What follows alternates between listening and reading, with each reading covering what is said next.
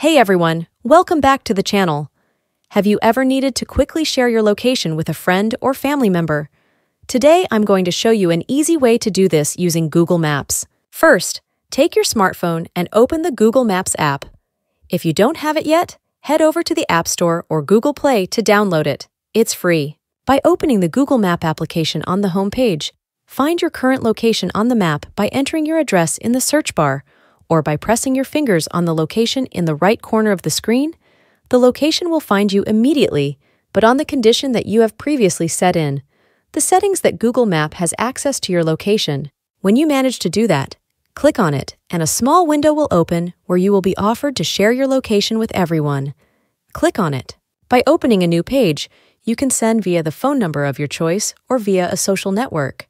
In our case, we will choose the option via the social network and that via WhatsApp. By clicking on WNATSApp, the link will be copied automatically and you can choose the person you want to send it to. And that is that. Sharing your location on Google Maps is easy. If you found this video helpful, give it a thumbs up and consider subscribing for more tips and tricks. Remember, sharing is caring, especially when it comes to locations. Thanks for stopping by, and we'll see you next time.